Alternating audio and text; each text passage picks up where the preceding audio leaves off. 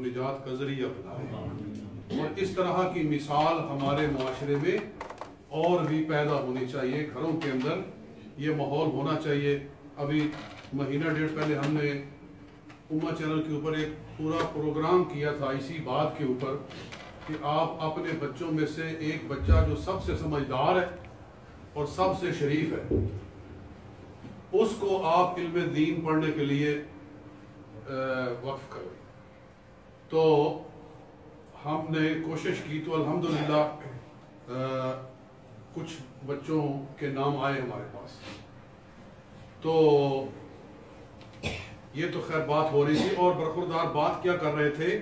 والدین کی رسپیکٹ کے بارے میں، یہی ان کا موضوع تھا۔ میں نے آخری چند الفاظ ان کے سنے، تو اسی حوالے سے میں نے قرآن پاک کی آیت مبارکہ پڑھی ہے۔ 15ویں سپارے میں اللہ تعالیٰ ارشاد فرماتا ہے وَقَضَىٰ رَبُّكَ أَلَّا تَعْبُدُوا إِلَّا إِيَّاهُ، تمہارے رب نے یہ فیصلہ کیا ہے کہ عبادت کرو تو صرف اللہ کی کرو، اس کے سوا کوئی عبادت کے لائق نہیں۔ وَبِالْوَالِدَيْنِ إِحْسَانًا، اور اپنے والدین کے ساتھ حسن سلوک کرو، والدین کے ساتھ احسان کرو، احسان کرو۔ اللہ تعالیٰ نے احسان کا لفظ ارشاد فرمایا ہے۔ اس کی وجہ یہ ہے کہ دنیا میں لوگوں کے ساتھ جو معاملہ کیا جاتا ہے دو طرح کا ہوتا ہے، ایک عدل کا، ایک احسان کا۔ عدل یہ ہوتا ہے کہ جتنا کسی کا حق ہے اتنا اس کو دیا جائے۔ عدل یہ ہے کہ جس کا جتنا بنتا ہے اتنا اس کو دیا جائے۔ مزدور کو آپ نے مزدوری پر لگایا ہے تو جتنی اس کے ساتھ آپ نے ڈیوٹی طے کی ہے یا جتنا اس کو آپ نے دینا طے کیا ہے وہ اس کو پورا دو۔ یہ کیا ہے؟ یہ عدل ہے۔ اس سے کم دو گے تو ظلم ہے، اور جتنا طے ہوا ہے اتنا دو گے تو وہ عدل ہے، اور اس سے زیادہ دے دو گے تو احسان ہے۔ جی، ایک ظلم ہے، ایک عدل ہے، اور ایک احسان ہے۔ اسی طرح مزدور نے اگر مزدوری سے کم کام کیا تو یہ ظلم ہے، اگر مزدوری پوری کی ہے تو یہ عدل ہے، اور اگر اس کے اوپر تھوڑا سا اور کر دیا ہے تو یہ احسان ہے۔ اللہ تعالی والدین کے بارے میں ذکر فرماتا ہے، اور اس لیے آپ ہر جمعے کے اندر خطبے میں آیت پڑھتے ہیں ان اللہ یأمر بالعدل والاحسان۔ اللہ تعالیٰ تمہیں حکم دیتا ہے عدل کا اور احسان کا، یعنی پہلے عدل کا، کہ کم از کم عدل تو ضرور کرو، اور ساتھ میں فرماتا ہے والاحسان، کہ عدل کے ساتھ اگر احسان کرو تو اور زیادہ اچھا ہے۔ هل جزاء الاحسان الا الاحسان۔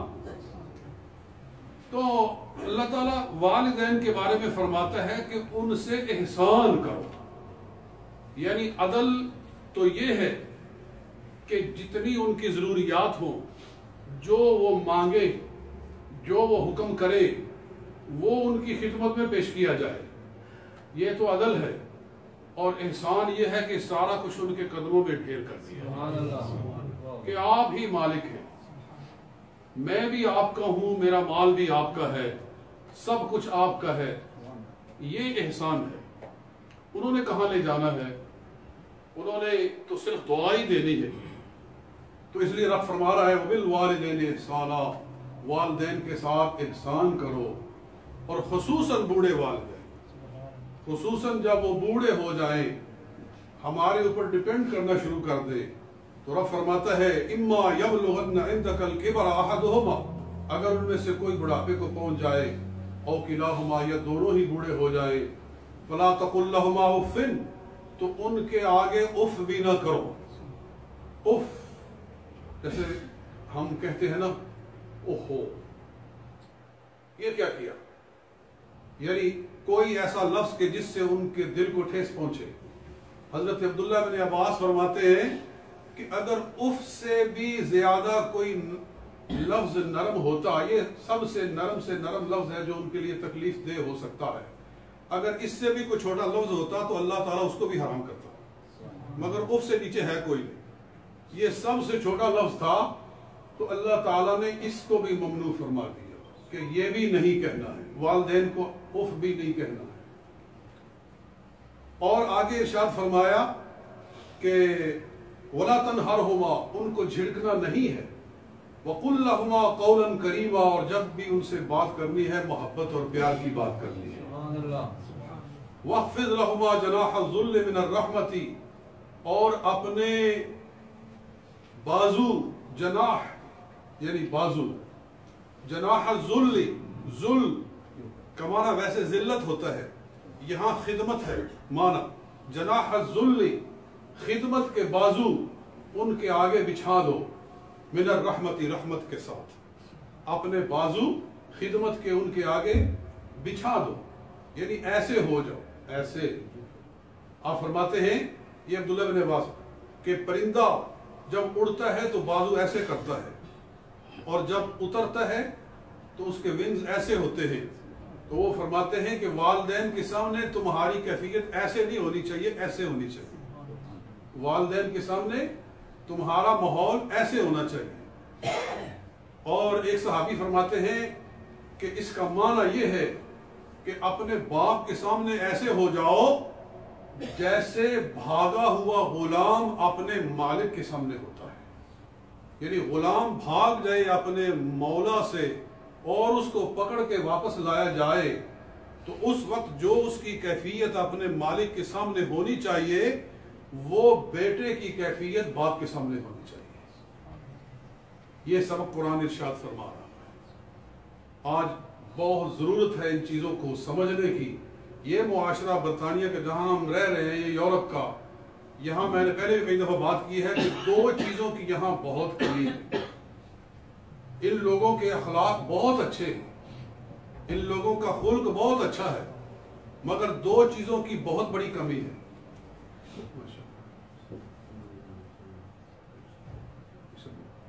ٹھیک ہے، یہ ہمارے بھائی ہیں شاہد صاحب، اور ان کے 3-4 بھائی ہیں. ان کی والدہ اسی ہفتے قضاء الہی سے موت ہوئی تھی. انا للہ و انا الیہ راجعون. اللہ تعالیٰ ان کے درجات بلند فرمائے. کل ان کا پاک میں جنازہ بھی تھا، تو انہوں نے اپنی والدہ کے ایصال ثواب کے لیے 500 پاؤنڈ مسجد کی خدمت کی ہے. اللہ تعالیٰ قبول فرمائے. اور یہ مسجد کا کام بھی باہر ہو رہا ہے، آپ دیکھ رہے ہیں، اس پر بھی پیسوں کی ضرورت ہے، تو آپ اس طرف بھی توجہ فرمائیں تو انشاءاللہ یہ پیسے بھی ادھر لگ جائیں گے. تو اور دیکھو والدین کی بات ہو رہی تھی، اتفاق سے ابراہیم صاحب نے یہ موضوع شروع کیا. میرے ذہن میں کوئی موضوع نہیں ہوتا، وہ بچے جو کچھ بیان کر رہے ہوتے ہیں اسی پر ہی تھوڑے سے چند الفاظ میں بھی بڑھا دیتا ہوں. تو انہوں نے والدین کی بات شروع کی تھی، تو اسی پر میں نے بھی یہ گفتگو کا سلسلہ شروع کر دیا.